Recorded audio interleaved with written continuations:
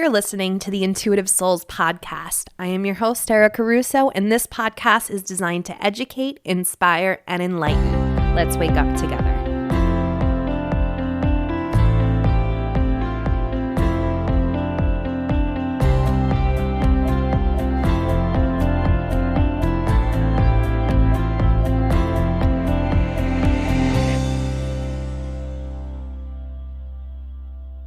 Hey guys, and welcome back to the show. So today marks our third episode of the Intuitive Souls podcast.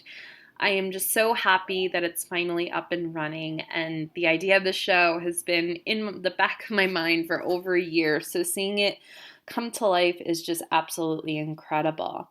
If you guys are enjoying the show, please make sure to subscribe and write a comment on iTunes because that helps get the show to have better visibility for those who are drawn to learning about this kind of stuff.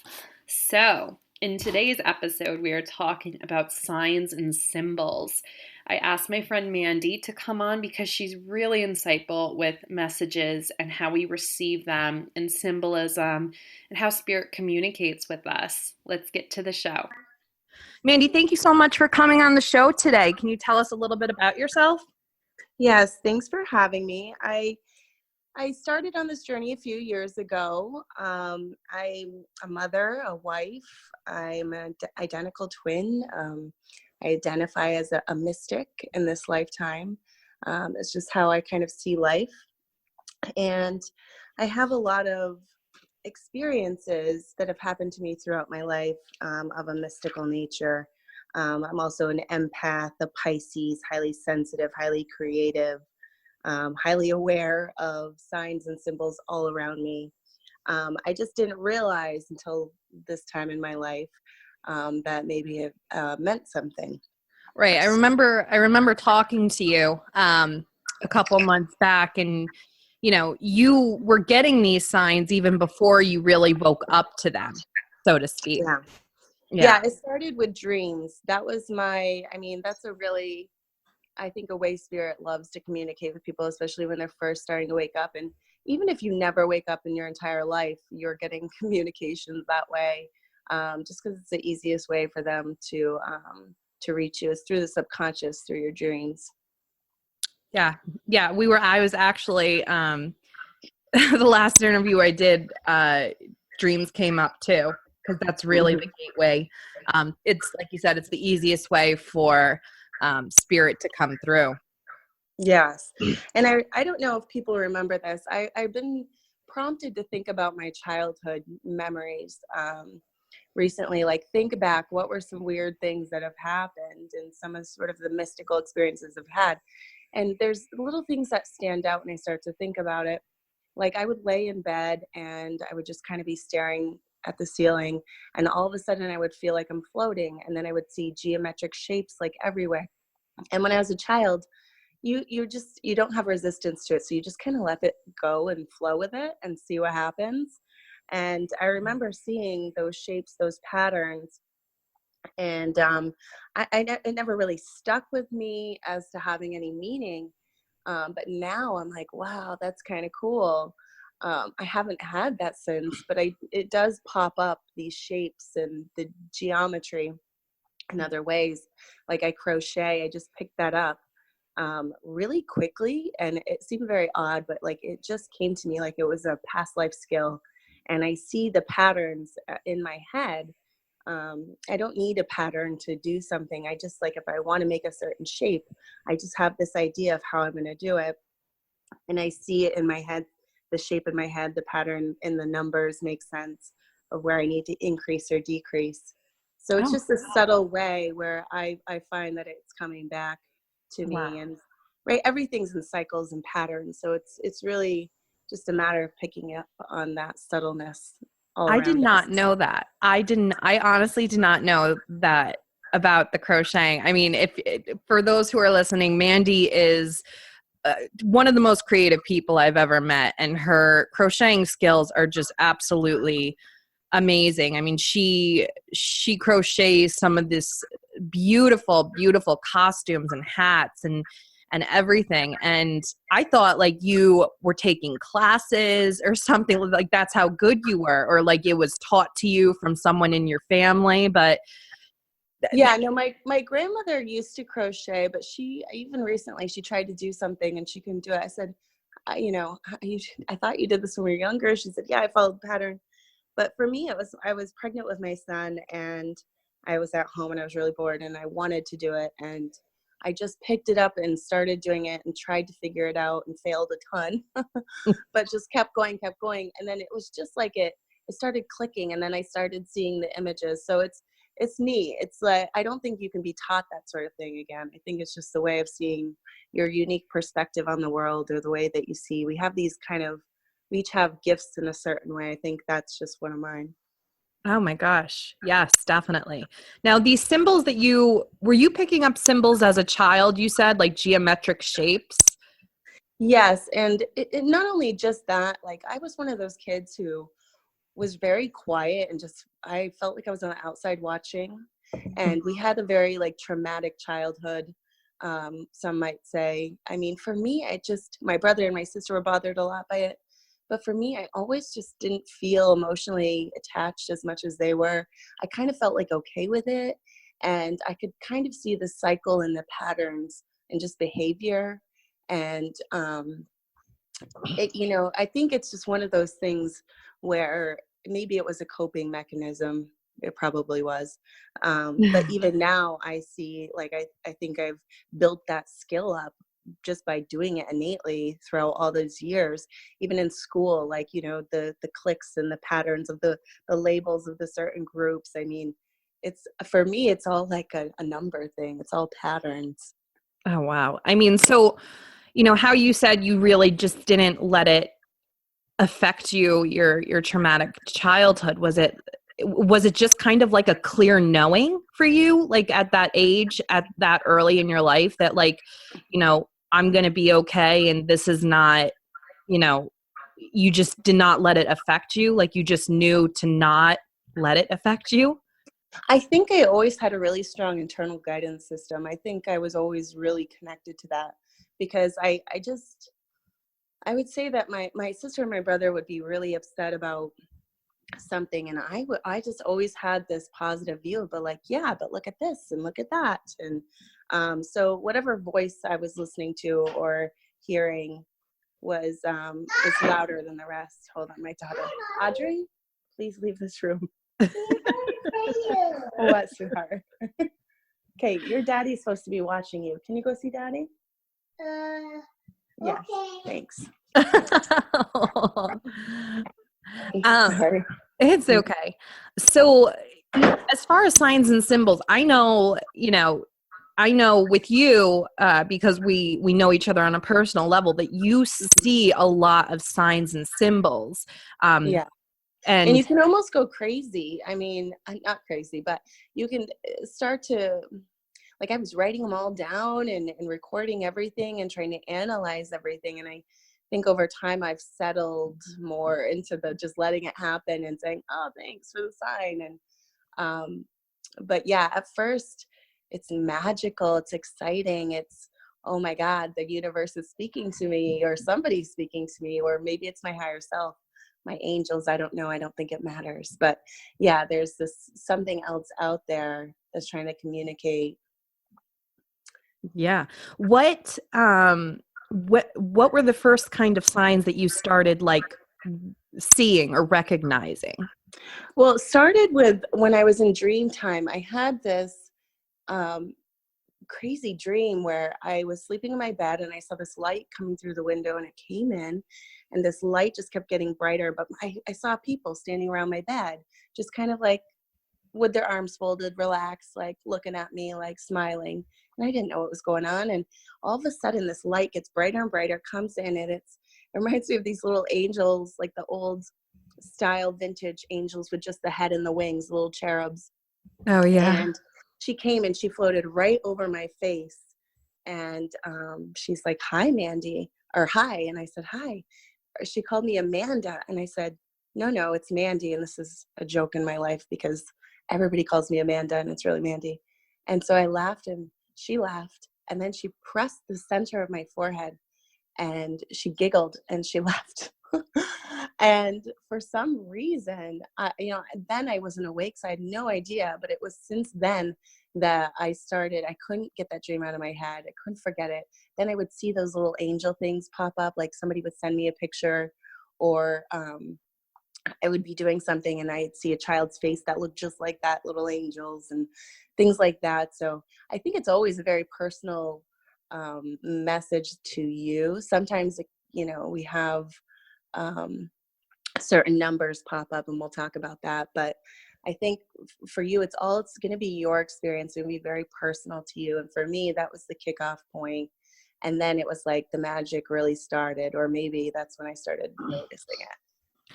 Yeah, no, that's definitely true about it. The signs being so personal, like you can just, and they can be anything. Like my sign was one of my signs, or one of my repetitions that happened to me a lot is like, I'll put on like a Spotify playlist, or the radio on my iPod and put it through my car. And within seconds, the first song that always comes up is an Ed Sheeran song. And I love Ed Sheeran. Like, I love him. And it's just so funny that like random, how can you justify that? Like the random radio station, you don't choose the songs, you just click like, oh, I want alternative. And it's always like Ed Sheeran, Galway Girl, or Perfect. Yes. And, you don't think of it and you don't recognize it, but those little patterns that happen, like when you're thinking about someone and then they call a day later, that's kind of the universe telling you like, yo, we're here for you. You know what I mean? Yeah. And let's just preface it with this whole idea, because I know when I was first waking up, and actually it took a few years of me questioning all these signs. Like, that's totally normal. You're going to do that. It's fine. Go with it anyway. Don't tell other people about it, especially if they're not woken up, because they're just going to say, that's completely random, obviously. That somebody called you. That could just have probability says, right? Right. And that's where it goes back to like, it's not for you to share. It's your personal message. It's for you personally. It's signs from your guides, your guidance. So it's not going to mean something to somebody else, and to not just play it off and say it's nothing because of that fact. Because the more you lean into it, the more you give into the fact that somebody might be communicating with you, oh boy, the more the floodgates open, and it will happen more and more.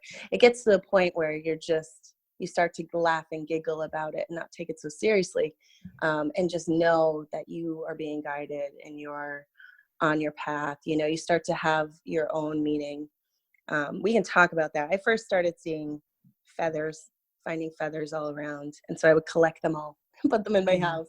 And then it was like, that's probably not sanitary.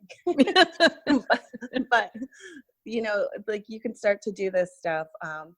They say like little fairies, if you're into that sort of thing, but they say like kids pick up on this stuff. They'll pick up like shiny little stones, or if you find a stone in your shoe, that's like a sign that they're like trying to give you, and keep that rock, keep that stone, because it's like they're trying to give you some earth energy that's infused, or they want you to ground more. So there's lots of little things like that. Of course, the angel numbers, I feel like that's the biggest. Like people first stumble upon seeing 1111 on the clock, or 333. For me, it was 222. I saw that a lot. 444. That's and it doesn't even have to be numbers that are 444. It could be 1212. It could be just a repetitive number. And there's or 1 2 3 4. Yes. Yeah. And like I see the numbers all the time. And license plates are big with me. Like I'll have 3 cars drive past me that all have 11111 on the license plate. So when you really start to wake up to this, you get so many signs a day, you get so many messages a day that like you can't even, it would be a full-time job just to write down all of these messages and research them. right? Yeah. Like, I remember at some point seeing the clock and be like, okay, wait a second. And they say it's like your higher self or your guides like telling you at that moment to like look over, and then you do. And even now, even to this day, I mean, it's been 5 years and it's like every day I see the ending of the clock is 44 or 33. Or I just saw 333 and 444, then 555 yesterday.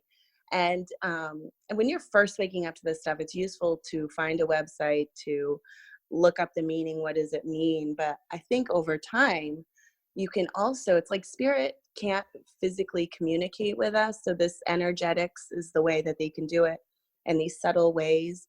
So really you can start using it as a tool to be like, okay, I'm going to set up like my language with my guides. So you can ask them for, show me a butterfly or show me a deer and it means this. Or, when I see the number, for example, I see the number 911 on the clock. I know that means, what are you thinking about? What are you doing? Or what's prevalent in my life? And 911 usually means to me that somebody needs help. So like, don't flake out on an event, go because you're probably needed, your energy's needed or something.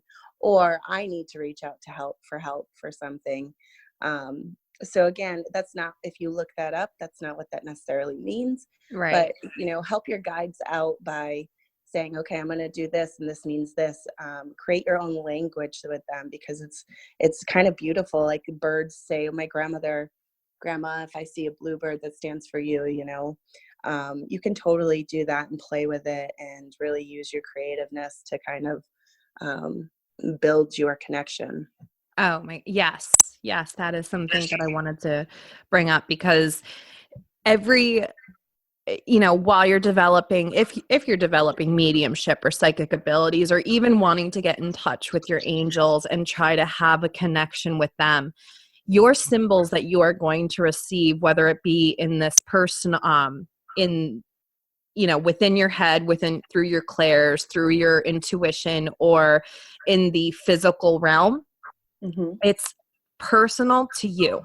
It is your connection to the divine. It's your connection to spirit. So, with me, like when I'm channeling, when I'm doing some mediumship readings or something like that, I've worked out a system with my guides and with spirit that, like, if you're from Queens, Bronx, all those little hamlets, not Manhattan, I say, show me Yankee Stadium. So when I see Yankee Stadium in my mind's eye, I know that this person has, there's some connection to Queens or the Bronx or something along those lines. Work with your guides, and all you have to do is, like, I forgot what I did, but I think I just kind of sat there and I got into, like, I don't want to say a meditative state, but I went into a quiet room and I lit some incense, and I just had my notebook in front of me, and I said, if a teacher comes through, or if someone's a teacher, I want to see a big red apple, and if someone is a gymnast, I want to physically see, someone doing a back handspring. It's your connection, and you can really mold it into what you want it to be, Yeah. So, And I think the other part of that is your guides, your angels, the universe, God, they want to help you, but we are in a free will universe. So they really cannot intervene unless it's to, like, save your life. You're not meant to die yet. They're not allowed to intervene to do anything unless you ask, unless you, specifically are looking for their guidance and ask for it. So that's another thing to, like, for years, I just waited for things to come to me. You can really be proactive. And I honestly say, ask for miracles, ask for things. Because then that's another way they will give you signs that that's coming, that and the best way is like, I would start asking for these most benevolent outcomes.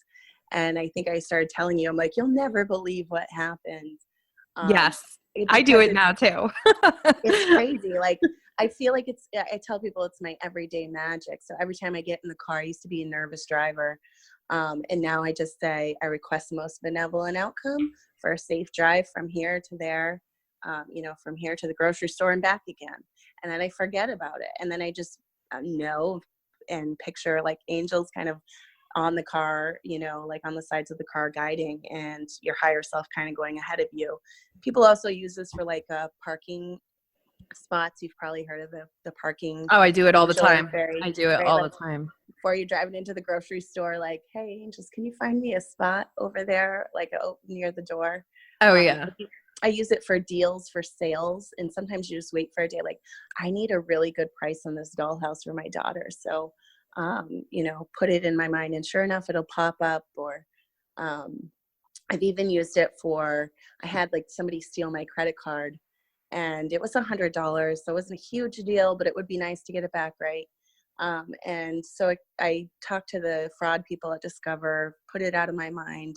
But when I got off the phone with them, I said, I request the most benevolent outcome for the money to be refunded me and for the outcome to be better than expected. 2 weeks later, totally forgot, my husband calls me and he's like, did they refunded you the money? And I said, they did. He's like, how much was it for? I said, it was $100. He goes, they've credited your card almost $5,000 of fees and other things that were charged over this time. It didn't make any sense. Again, don't question it. Yeah. I was just like, what? And it was just this crazy. And the thing is like before that, I had been doing a lot of free Reiki and free services and just talking to friends and family, like not really charging, just kind of doing it. Because I have a problem with charging, and that's something I have to work on. Yeah. But, and part of me thought and was thinking, and just a head conversation with my guides of like, it would really be nice to get some money back for this. But so in a way, I felt very much like that was the way of being like, here you go. Here's some money just to cover all the things you've been doing for this last year without getting paid. And, you can make of it what you want. But I think, again, if you don't ask, you don't get it back. But then when you do, wow, then there is no doubt in your mind, like, how is that possible? How is that?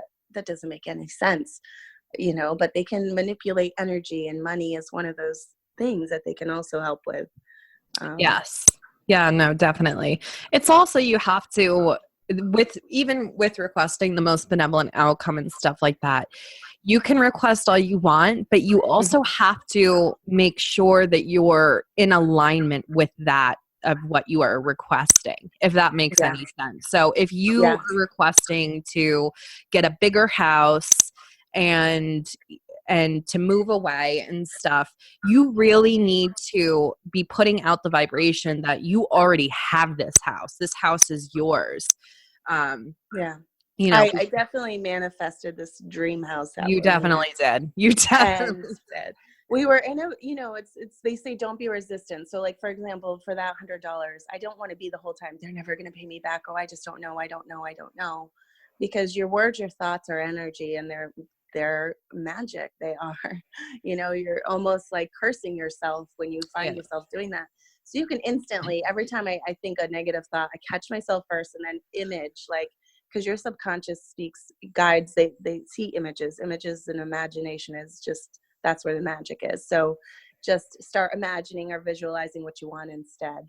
I never would have imagined though that much money. So again, leave it open if you can, because they'll come through in ways you can imagine. This house we're in is a dream house, and the way it all came through was just like a miracle after a miracle, in a very grounded way. But it's just like wow, everything just worked out perfectly.